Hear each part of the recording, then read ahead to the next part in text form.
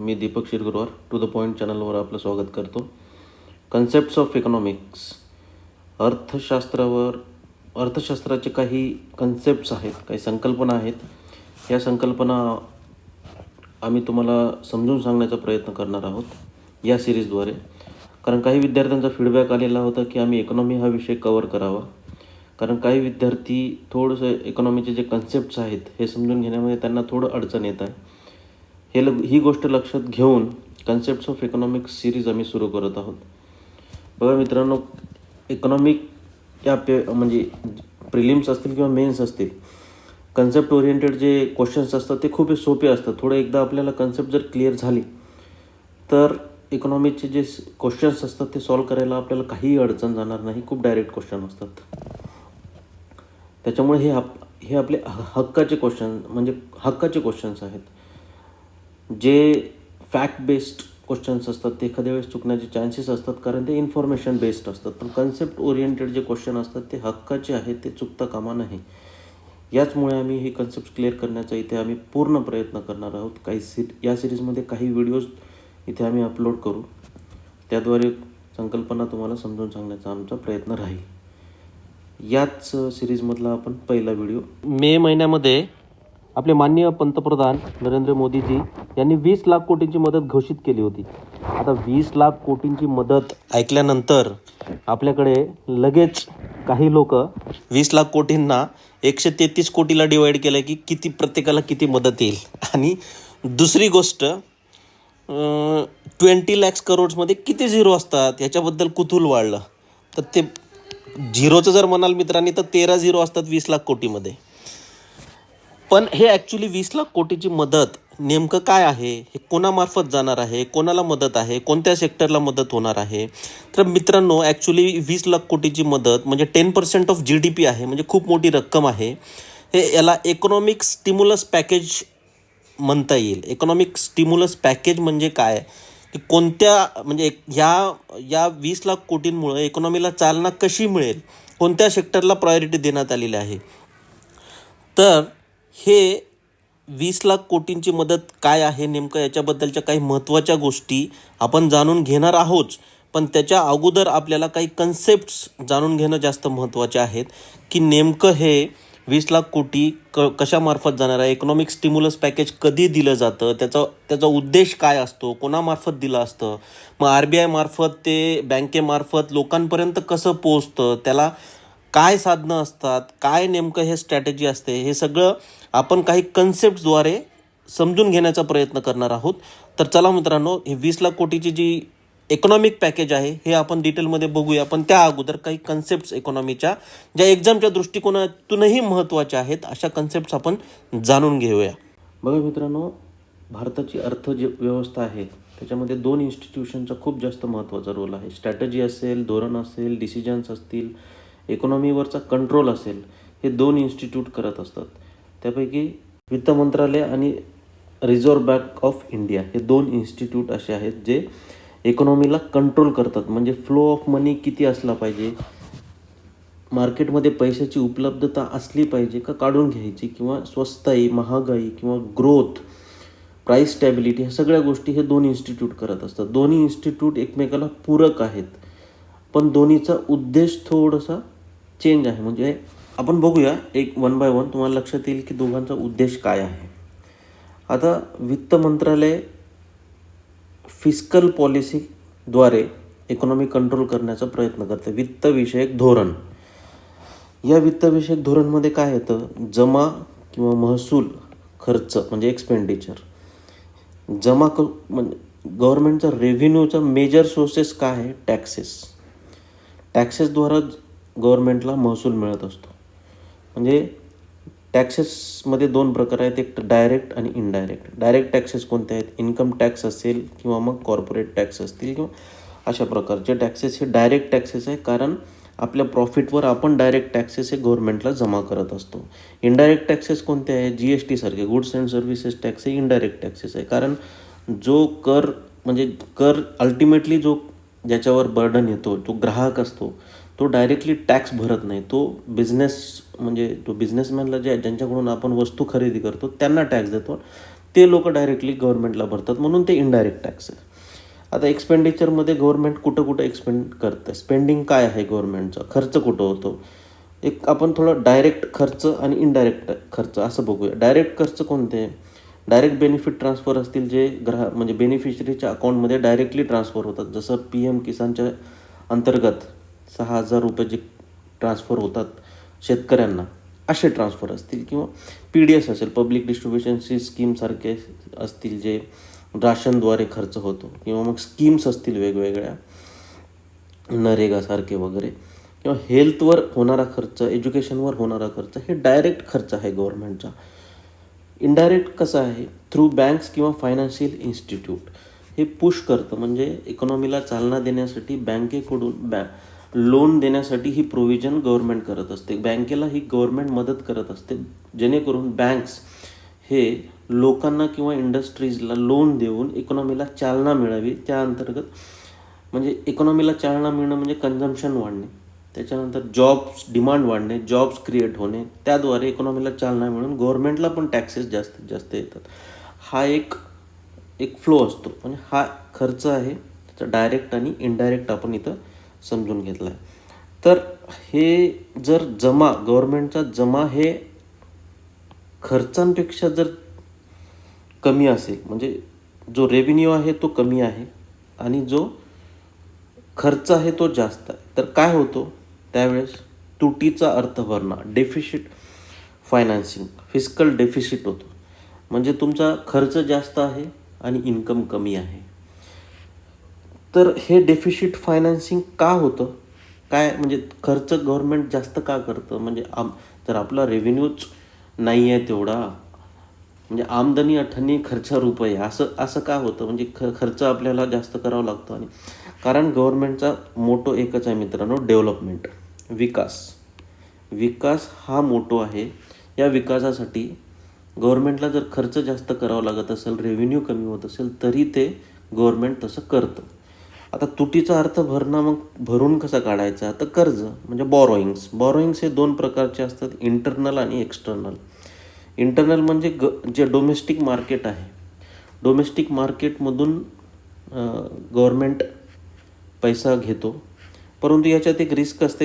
Internal जर borrowing जास्त झाली तर मार्केटमधून पैसा कमी होतो, मार्केटमध्ये पैशाचा तुटवडा पडतो, त्याच्यामुळे ग्रोथला थोडंसं याचा अफेक्ट होऊ शकतो. दुसरं आहे एक्सटर्नल बॉरोइंग्सला जास्त प्रिफर केलं जातं, कारण बाहेरून पैसा येतो परकीय चलनामध्ये. त्याच्यामुळं एक इंटरनल जे मनी असतो त्याला काही अफेक्ट होत नाही, म्हणून एक्सटर्नलला जास्त प्रिफरन्स दिला जातो. हा झाला म्हणजे फायनान्स मिनिस्ट्री कसं कंट्रोल करते इकॉनॉमीला किंवा काय आहे, फिस्कल पॉलिसीच्या अंतर्गत काय येतं. आता हे जे डेव्हलपमेंट आहे, आपण बघितलेले खर्च जास्त आहे. म्हणजे समजा खर्च आपण करत गेलो तर काय होईल? खूप जास्त जर पैसा मार्केटमध्ये आला तर डिमांड वाढेल आणि म्हणजे त्याच्यात महागाई खूप वाढण्याचे चान्सेस आहेत. तुमच्याकडे जर खूप पैसा आला, तुम्ही खरेदी करणार, डिमांड वाढणार म्हणजे तुमचा इन्फ्लेशन आला, म्हणजे महागाई वाढण्याचे चान्सेस आहेत. तर महागाई इकॉनॉमीच्या दृष्टिकोनातून खूप जास्त चांगलं इंडिकेटर नाही आहे. कारण जर समजा over the period of time महागाईमुळे जर ग्रोथ झाली तर ती रिअल ग्रोथ नसते, ती महागाईमुळे क्रिएट झालेली ग्रोथ असण्याचे चान्सेस असतात. त्याच्यामुळे महागाईला कंट्रोल करणं खूप जास्त गरजेचं आहे. इथं रोल येतो RBIचा.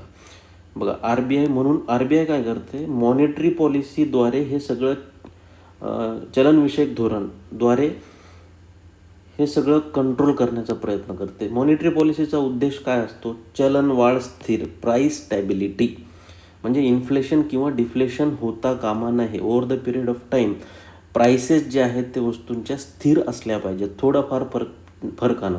आणि खूप जास्त महागाई नको किंवा खूप जास्त स्वस्तही नको, थोडंसं चालेल. पण हे चलनवाढ स्थिर करण्याचं काम RBI करते. आणि RBIचं काय असते? प्राईस स्टॅबिलिटी विथ ग्रोथ, म्हणजे चलनवाढ स्थिर पण असलं पाहिजे आणि विकास पण झाला पाहिजे. म्हणजे बघा मित्रांनो, वित्त मंत्रालयाचा जास्तीत जास्त मोठा हा विकास असतो, पण RBIचा रोल असतो प्राईस स्टॅबिलिटी करणे. विकास तर महत्त्वाचाच आहे, पण त्याच्यासोबत प्राईस स्टॅबिलिटी खूप जास्त महत्त्वाचं आहे, म्हणून मॉनिटरी पॉलिसी इम्पॉर्टंट आहे. तर मॉनिटरी पॉलिसी RBI करतं, पण पूर्वी RBI अंतर्गत करायचं, पण आता MPC आलेलं आहे, मॉनिटरी पॉलिसी कमिटी. हे मॉनिटरी पॉलिसी कमिटी हे सगळे मॉनिटरी पॉलिसीच्या अंतर्गत जे इन्स्ट्रुमेंट आहेत त्यांना, त्या इन्स्ट्रुमेंट वापरून हे म्हणजे सजेशन देत असतं. मॉनिटरी पॉलिसी कमिटीमध्ये कोण असतं? 6 मेंबर्सची कमिटी आहे. त्या 6 मेंबर्सच्या कमिटीमध्ये 3 मेंबर्स इंटरनल असतात आणि 3 मेंबर एक्सटर्नल असतात. 3 मेंबर हे RBIचे असतात, 3 मेंबर हे बाहेरचे असतात, जे सेंट्रल गव्हर्नमेंट नॉमिनेट करतं. ठीक आहे. आता ह्याच्याकडे RBIला मॉनिटरी पॉलिसी कंट्रोल करण्याकरता कोणते इन्स्ट्रुमेंट आहेत? डायरेक्ट इन्स्ट्रुमेंट आहे, म्हणजे प्रत्यक्षरित्या काही इन्स्ट्रुमेंट आहेत, अप्रत्यक्ष इन्स्ट्रुमेंट आहे. प्रत्यक्ष इन्स्ट्रुमेंट कोणते? रोख राखीव प्रमाण म्हणजे CRR, वैधानिक तरलता प्रमाण म्हणजे SLR, कॅश रिझर्व्ह रेशो आणि स्टॅच्युटरी लिक्विडिटी रेशो. आणि इनडायरेक्टमध्ये कोणते आहेत? बँक रेट आहे, रेपो रेट आहे आणि रिव्हर्स रेपो रेट आहे.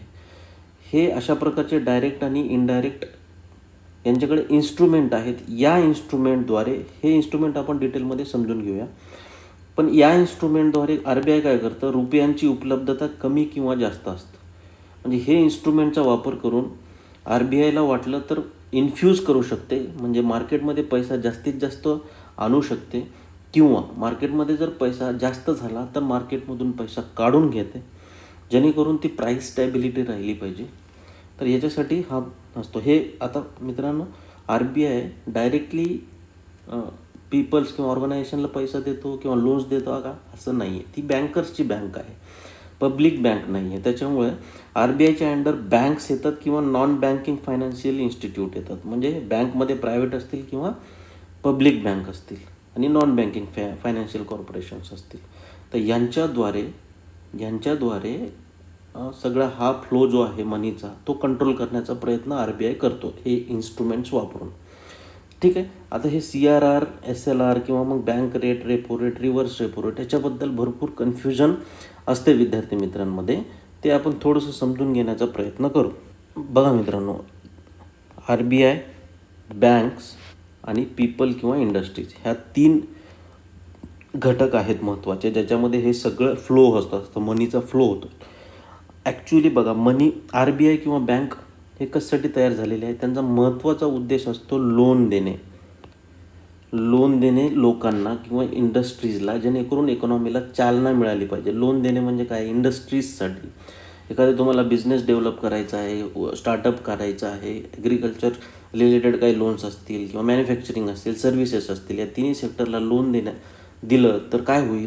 बिझनेस म्हणजे तुम्ही बिझनेस स्टार्ट करता, इकॉनॉमी म्हणजे बिझनेस स्टार्ट केल्यानंतर एक तर एम्प्लॉई जनरेशन होतं, त्याच्यानंतर तुमचे एम्प्लॉई स्टॅप म्हणजे आर्थिक क्षमता लोकांची वाढतं, आर्थिक क्षमता वाढल्यानंतर कन्झम्पशन वाढलं म्हणजे डिमांड वाढलं म्हणजे सप्लाय वाढला म्हणजे इकॉनॉमीला चालना मिळाली. तर ह्याच्यासाठी बँक इस्टॅब्लिश झालेले आहेत. आता बघा, बँक ही जे बँक आहे, हा सगळ्यात महत्त्वाचा घटक प्ले करते. बँकेला लोन देणं हा एक महत्त्वाचा उद्देश असतो. बँकेकडे पैसा कुठून येतो मित्रांनो? मग बँकसाठी लोन तर द्यायचं आहे, पण लोन देण्यासाठी बँकेकडे पैसा कुठून येतो?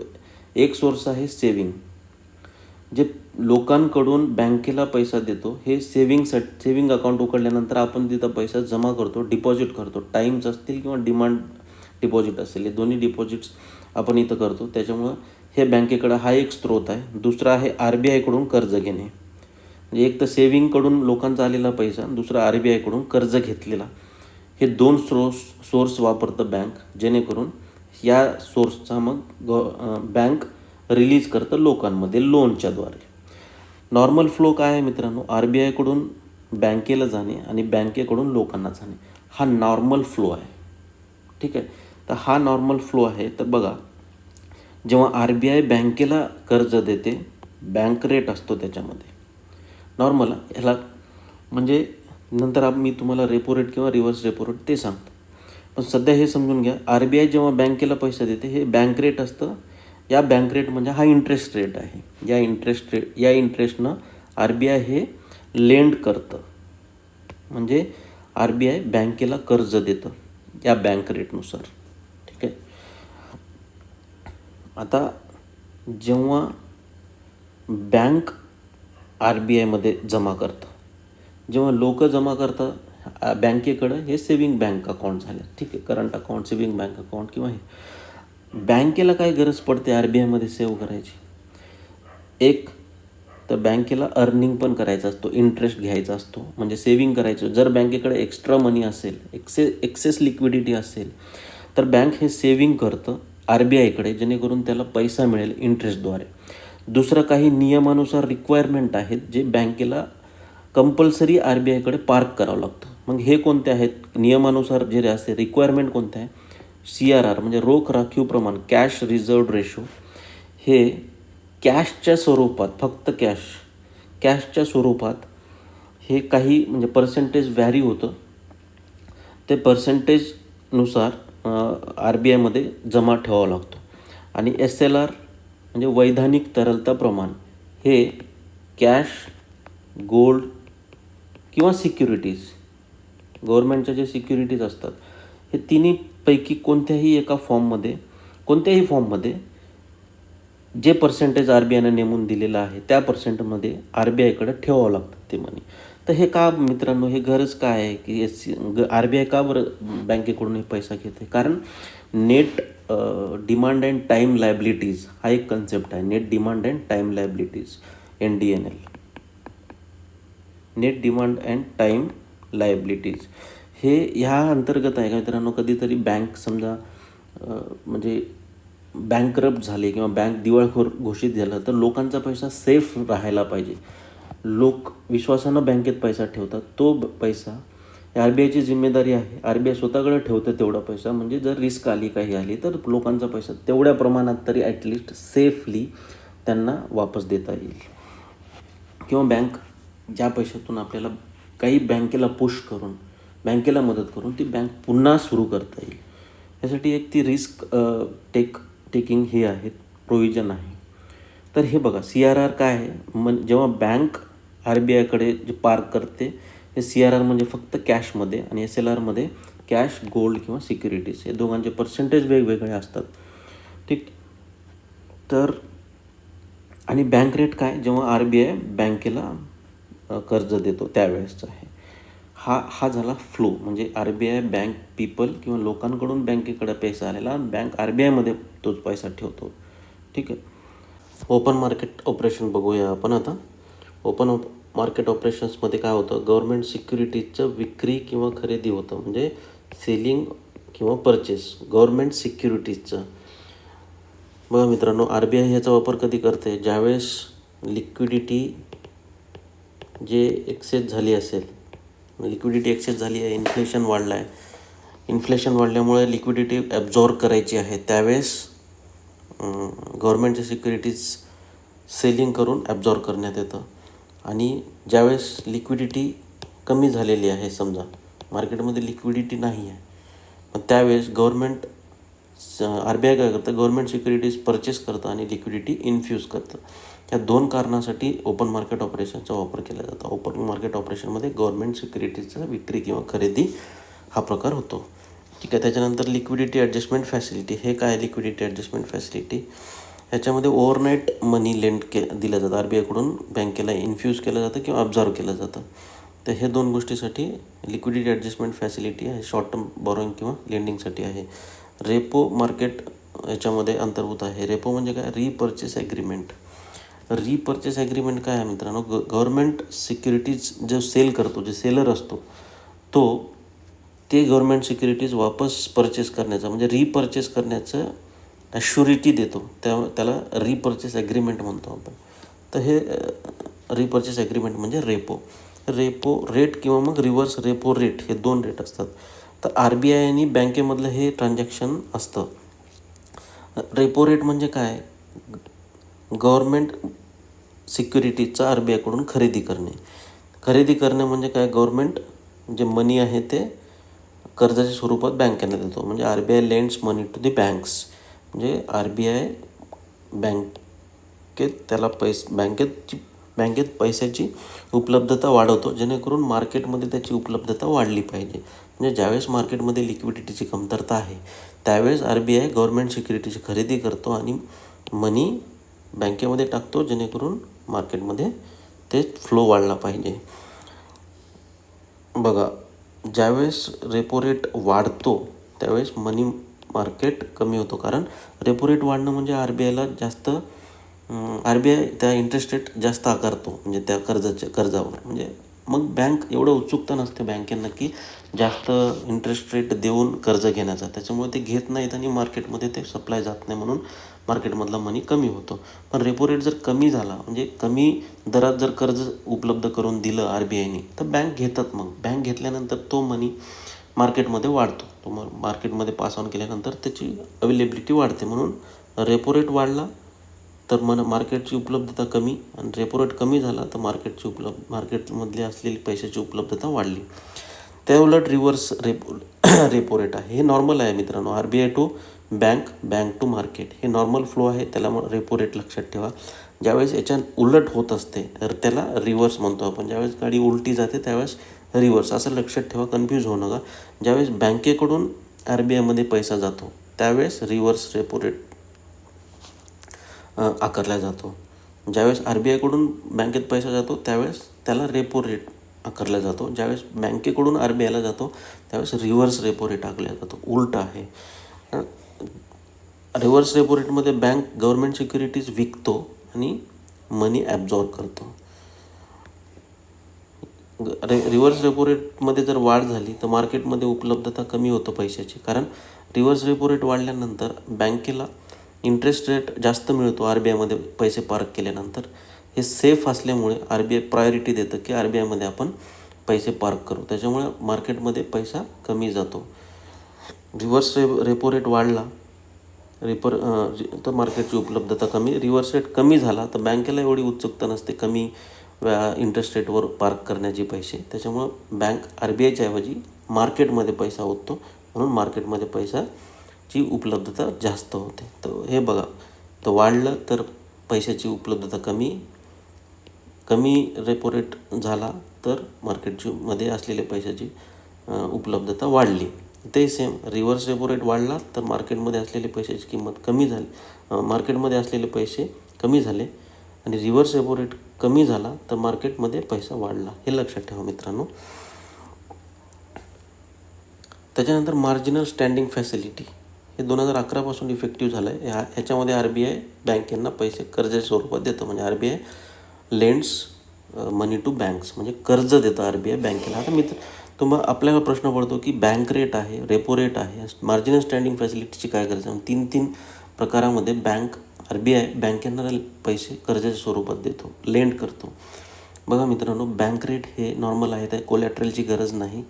अगेन्स्ट तुम्ही म्हणजे काही न ठेवता त्याच्याकडून बँक RBIकडून लोन घेऊ शकतो, त्याचा रेट जास्त असतो, इंटरेस्ट रेट. त्याच्यानंतर रेपो रेटमध्ये अगेन्स्ट गव्हर्नमेंट सिक्युरिटी तुम्हाला लोन घेता येतो, त्याच्यामध्ये ते काही पर्सेंटेजच तुम्हाला लोन घेता येतो. म्हणजे तुम्ही SLRच्या पुढं जर तुम्हाला गव्हर्नमेंट सिक्युरिटीज असतील, म्हणजे 19% जर SLR असेल, 19%च्या व्यतिरिक्त एक्स्ट्रा जर तुमच्याकडे गव्हर्नमेंट सिक्युरिटीज असतील, त्याच्या अगेन्स्ट तुम्हाला रेपो रेटमध्ये लोन घेता येतं. पण समजा 19%च तुम्हाला SLRमध्ये गव्हर्नमेंट सिक्युरिटीज आहे, त्याच्या व्यतिरिक्त नाही, मग तुम्हाला लोन मिळणार नाही. अशा परिस्थितीत, इमर्जन्सी परिस्थितीत तुम्हाला मार्जिनल स्टँडिंग फॅसिलिटीजमध्ये लोन घेता येतं. सध्या कोविड-19च्या सिच्युएशनमध्ये RBIने 3%पर्यंत तुम्हाला कमी करून, म्हणजे SLRचं 3%पर्यंत, म्हणजे 19%चं 3% कमी, म्हणजे 16%पर्यंत तुम्हाला गव्हर्नमेंट सिक्युरिटी ठेवायची आहे. 3%मध्ये तुम्हाला रेपो रेटच्या मार्जिनल स्टँडिंग फॅसिलिटीच्या अंतर्गत तुम्हाला लोन मिळतं. तर हे इमर्जन्सी सिच्युएशनसाठी. आणि दुसरी गोष्ट, रेपो रेटचं जे हे LIFचं मार्केट आहे, त्या मार्केटमध्ये कमर्शियल बँकेला पार्टिसिपेट करता येतं.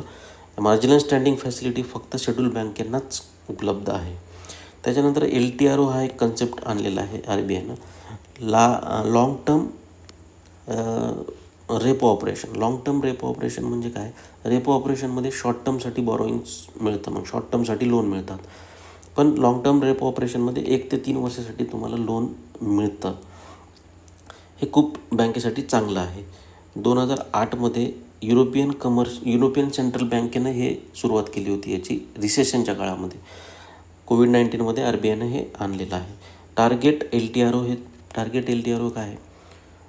LTROमध्ये म्हणजे रेपो ऑपरेशनमध्ये लॉंग टर्मसाठी जे मिळालेला पैसा आहे ते टार्गेट एरियामध्ये खर्च करावा अशी RBIची अपेक्षा असते, जेणेकरून इन्व्हेस्टमेंट होईल आणि इकॉनॉमीला चालना मिळेल.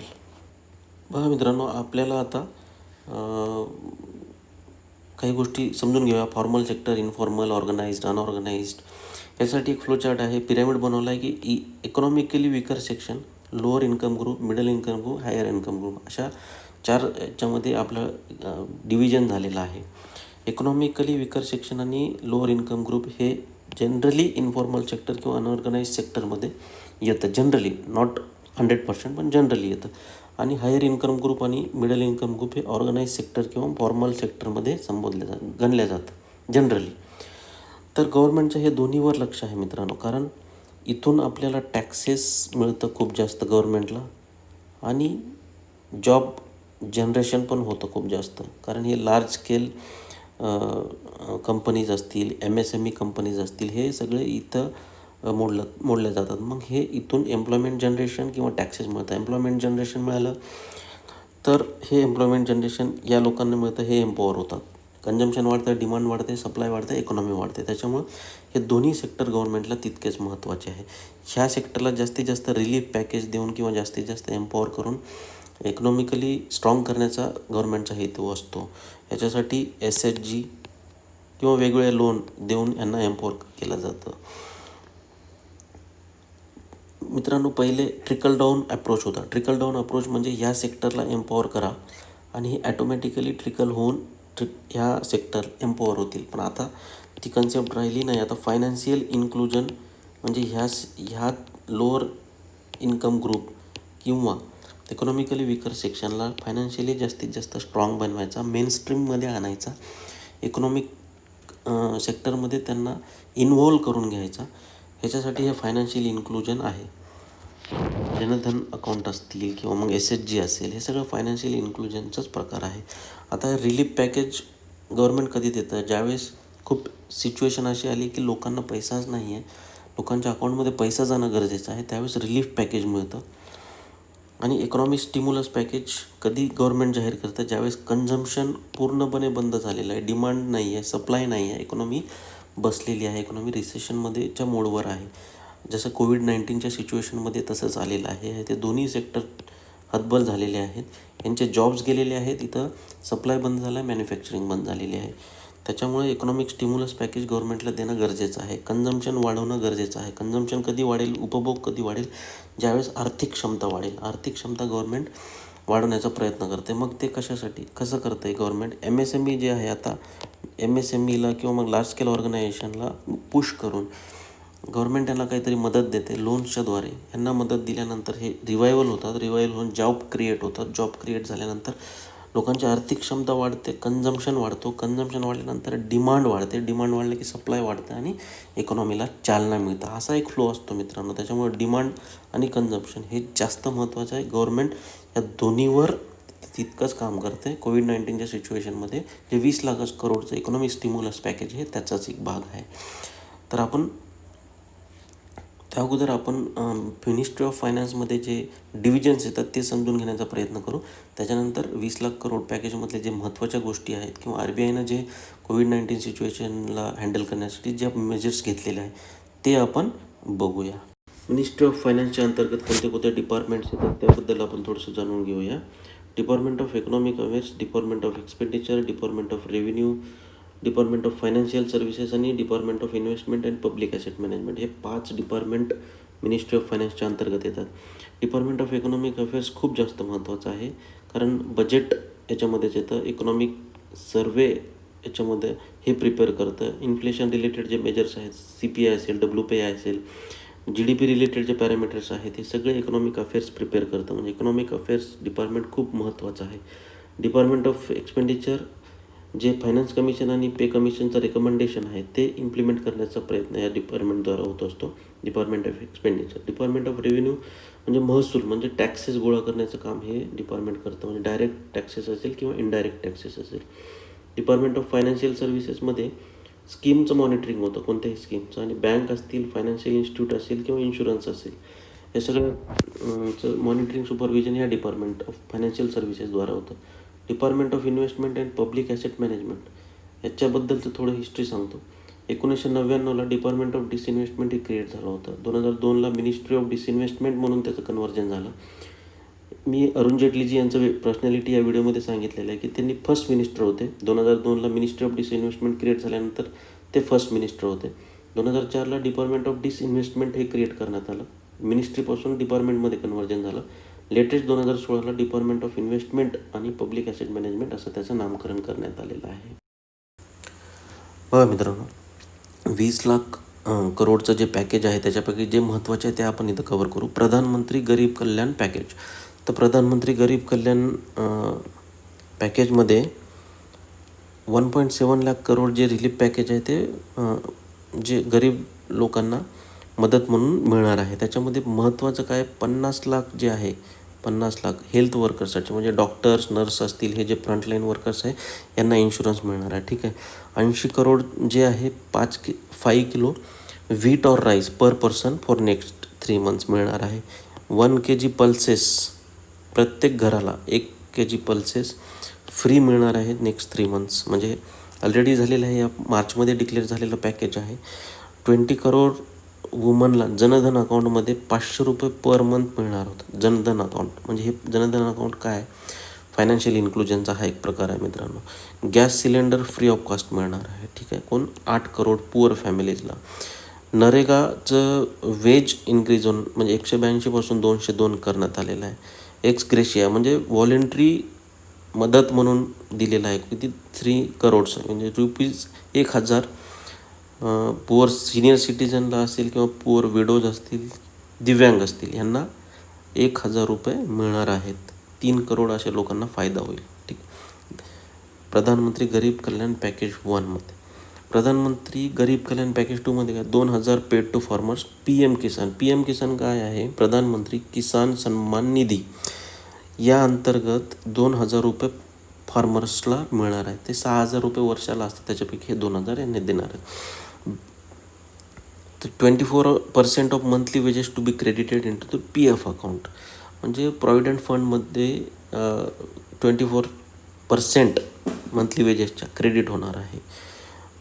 एम्प्लॉयमेंट प्रॉव्हिडंट फंडचं जे आहे नॉन रिफंडेबल ॲडव्हान्स 75% अमाऊंट ते काढू शकतात त्यांच्या अकाउंटमधून. लिमिट जे आहे, SHGची जी लिमिट आहे, कोलॅटरल फ्री लेंडरिंग म्हणजे तुम्हाला काही लोन घेताना काही तुम्हाला दाखवावं लागतं, माझ्याकडे ॲसेट्स एवढ्या, त्या ॲसेट्स देण्याची गरज नाही. त्याची लिमिट 10 लाखपासून 20 लाख करण्यात आलेली आहे. SHGला चालना देण्यासाठी मित्रांनो, मी तुम्हाला सांगितलं होतं ना की हे इकॉनॉमीला चालना देण्यासाठी आपल्याला बूस्ट करणं गरजेचं आहे, आर्थिक क्षमता वाढवणं गरजेचं आहे, जेणेकरून एम्प्लॉयमेंट जनरेशन होईल, आर्थिक क्षमता वाढेल, कन्झम्पशन वाढेल, डिमांड वाढेल आणि त्याद्वारे इकॉनॉमीला चालना मिळेल. तर SHGला इथे 10 लाख जी लोनची लिमिट होती ते 20 लाख करण्यात आलेली आहे. डिस्ट्रिक्ट मिनरल फंड तुम्ही यूज करू शकता मेडिकल टेस्टिंग किंवा स्क्रीनिंगसाठी. आता बघा, 3 लाख करोड जे आहे collateral free automatic loans for business including MSMEज मायक्रो, स्मॉल आणि मीडियम जे एंटरप्राइजेस आहेत त्यांना 3 लाख करोड्स म्हणजे 3 लाख करोडची प्रोव्हिजन मिळाली आहे. त्याच्यात कोलॅटरल फ्री म्हणजे तुम्हाला काही ॲसेट दाखवायची गरज नाही, कोलॅटरल फ्री तुम्हाला लोन मिळू शकतं. म्हणजे हीज ऑफ डुईंग बिझनेस किंवा मग MSME सेक्टरला चालना देण्यासाठी हे प्रोव्हिजन केलेलं आहे. त्याच्यामध्ये कोणाला 25 करोड आउटस्टँडिंग किंवा 100 करोडचं टर्नओव्हर असेल तर ते एलिजिबल आहेत. तर 45 लाख जे युनिट आहेत ते रिझ्यूम होऊ शकतात म्हणजे परत त्यांचं बिझनेस चालू होऊ शकतो. जॉबला सेफगार्ड होऊ शकतो म्हणजे जॉब क्रिएशन किंवा जॉब ले ऑफ होऊ नये याच्यासाठी हा प्रयत्न आहे. आणि 20 लाख करोड जे आहे स्ट्रेस्ड MSME म्हणजे कोणते, जे MSMEज आता डुबघाईला आलेले आहेत, ज्यांचे दिवाळखोर झालेले आहे, अशा MSMEला चालना देण्यासाठी हे 20,000 करोडचं कर्ज इथं दिलं आहे. 2 लाख MSME इथं बेनिफिट त्यांना मिळू शकतं.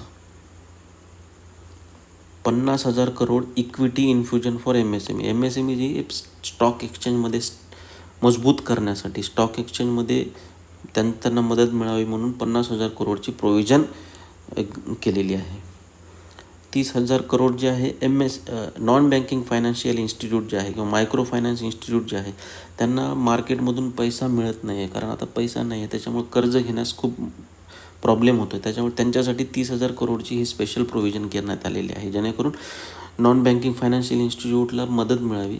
ते मदत मायक्रो फायनान्स इन्स्टिट्यूट असेल, नॉन बँकिंग फायनान्शियल इन्स्टिट्यूट असेल, ही मदत लोकांपर्यंत पोहोचावी. लोकांनी बिझनेससाठी हा पैसा वापरावा आणि त्यानुसार इकॉनॉमीलाही चालना मिळावी. आता 90,000 crore liquidity injection for discom, म्हणजे हे जे डिस्ट्रीब्युटिंग कंपनी आहे इलेक्ट्रिसिटीचं काय झालं मित्रांनो, बघा आता कंपनीचा सप्लाय बंद झालेला आहे, त्याच्यामुळं कंपनीज शटडाऊन होते. याचा अर्थ कंपनीनं इलेक्ट्रिसिटीचा वापर केलाच नाही, इलेक्ट्रिसिटीचा वापर झाला नाही, त्याच्यामुळं हे जे डिस्ट्रीब्युटिंग कंपनी आहे याचा लॉस झालेला आहे.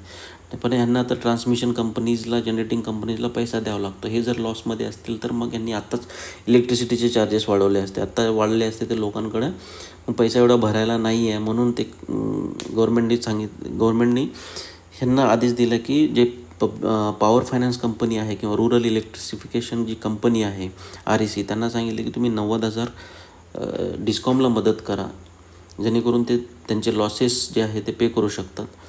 त्याच्यानंतर जेव्हा हे सगळं रिवाईव्ह होईल त्यावेळेस इलेक्ट्रिसिटी चार्जेस वाढवून हे पैसा कवर करू शकतात.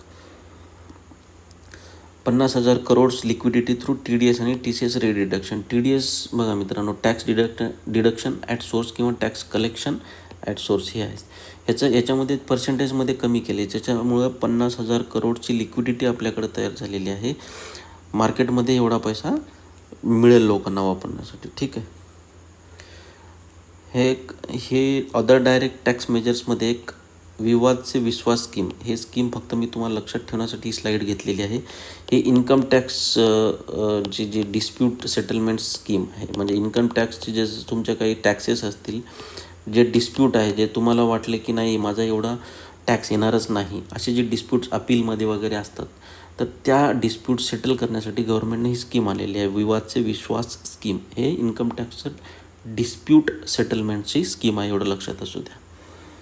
आता मित्रांनो आपण बघूया हे RBIनं काय केलेलं आहे कोविड-19च्या सिच्युएशनमध्ये. आता हे फिस्कल पॉलिसी किंवा हे गव्हर्नमेंटनं इकॉनॉमिक स्टिम्युलस पॅकेज डिक्लेअर केलेलं होतं. आता RBIनं काय केलेलं आहे हे आपण थोडंसं बघूया. Targeted long term repo operations, मी तुम्हाला सांगितलेलं लॉंग टर्म रेपो ऑपरेशन 1 ते 3 वर्षासाठी आपण रेपो रेटच्या अंतर्गत लोन मिळू शकतं, जे की रेपो रेट ॲक्च्युली एक ओव्हरनाईट ट्रान्झॅक्शन असतं, शॉर्ट टर्मसाठी असतं. ते लॉंग टर्म रेपो ऑपरेशन जे 2008मध्ये एक युरोपियन सेंट्रल बँकने सुरू केलेली होती. टार्गेटेड म्हणजे काय, जे स्पेसिफिक एरियाजवरच ते इन्व्हेस्ट झालं पाहिजे असं RBIचं अपेक्षित असतं. तर हे 1,00,000 करोडपर्यंत या अंतर्गत लोन हे करणार आहे, RBI ऑप्शन करणार आहे. 1,00,000 करोडची उपलब्धता तुम्ही या अंतर्गत लॉंग टर्मसाठी जर बँकेला जर लोन मिळालं याच्या अंतर्गत, तर बँक हे पास ऑन करू शकते इंडस्ट्रीला, याद्वारे चालना मिळू शकते. तर कॅश रिझर्व्ह रेशो CRR, हे CRR आता 4%ची रिक्वायरमेंट होती, ते 3%मध्ये आणलेलं आहे. म्हणजे 1% जे एक्स्ट्रा बँक हे RBIमध्ये पार्क करायचा, आता 1% बँकेजवळच पैसा राहील एक्स्ट्रा. म्हणजे पहिले 4%, म्हणजे 100 रुपयातले 4 रुपये हे RBIकडे ठेवावं लागायचे. आता 100 रुपयातले फक्त 3च रुपये, म्हणजे 1 रुपये वाचतो. 1 रुपये वाचतो म्हणजे तो 1 रुपये पास ऑन करू शकतो आपण खाली, इंडस्ट्रीला चालना मिळते. ही खूप मोठी रक्कम असते मित्रांनो, त्याच्यामुळे हा इकॉनॉमीला चालना मिळाल्यास नक्कीच मदत होईल. बघा यांनी सांगतात 1,37,000 करोड याच्यामध्ये मार्केटमध्ये याची पैशाची उपलब्धता वाढेल. 1,37,000 करोड खूप मोठी अमाऊंट आहे. तर मार्जिनल स्टँडिंग फॅसिलिटी मी तुम्हाला सांगितलेलं होतं, त्यावेळेस मार्जिनल स्टँडिंग फॅसिलिटी जेव्हा रेपो रेटच्या अंतर्गत लोन मिळत नाही त्यावेळेस या अंतर्गत लोन मिळते. हे नवीन आहे, 2011पासून इम्प्लिमेंटेशन झालेलं आहे. हे 3% ऑफ NDTL म्हणजे net demand and time liability, पूर्वी 2% होतं, तर आता हे वाढवून 3% केलेलं आहे. म्हणजे याची जी रिक्वायरमेंट आहे, म्हणजे तुम्ही एस एल आरच्या 3%पर्यंत कमी जाऊ शकता. 3%पर्यंत म्हणजे 19% जर असेल तर 16%पर्यंत जरी तुम्ही रिक्वायरमेंट फुलफिल केली आणि ते 3%पर्यंत तुम्ही लोन घेऊ शकता अगेन्स्ट गव्हर्मेंट सिक्युरिटीज. तर ह्याच्यामुळे पण 1,37,000 करोड लिक्विडिटी मिळणार आहे बँकेला. मग तेवढे ते पास ऑन करू शकतात, तेवढे बूस्ट इकॉनॉमीला मिळू शकते. तर बघा, MSF, CRR आणि लाँग टर्म रेपो रेट ह्या 3 गोष्टीमध्ये RBIनं चेंजेस केलेले आहेत. मित्रांनो, आपण आता बघू प्रिव्हियस इयर्समध्ये MPSCत काय क्वेश्चन्स आलेले आहेत. वित्तीय व्यवस्थेत रोखतेवर प्रभाव टाकणारा खालीलपैकी कोणता नवीनतम उपाय रिझर्व्ह बँकेने प्रारंभ केलेला आहे. नवीनतम म्हणजे introduced by RBI to influence liquidity in the financial system. कोणती आहे नवीन? मुद्रा बाजार संयुक्त निधी, मनी मार्केट म्युच्युअल फंड नाही. रिव्हर्स रेपो हे जुनंच आहे, त्याच्यामुळे हेही नाही. LAF ही पण जुनीच स्कीम आहे, जुनंच प्रभाव टाकणारा एक वित्तीय व्यवस्थेमध्ये ऑलरेडी असलेली स्कीम.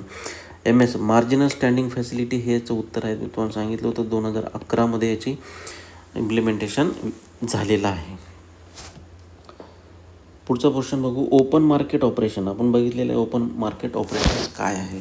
या मार्गाने चलनवाढ रोखण्यासाठी मध्यवर्ती बँक खालीलपैकी कुठले पाऊल उचलेल? ओपन मार्केट ऑपरेशन्स चलनवाढ रोखण्यासाठी म्हणजे इन्फ्लेशन आहे मार्केटमध्ये.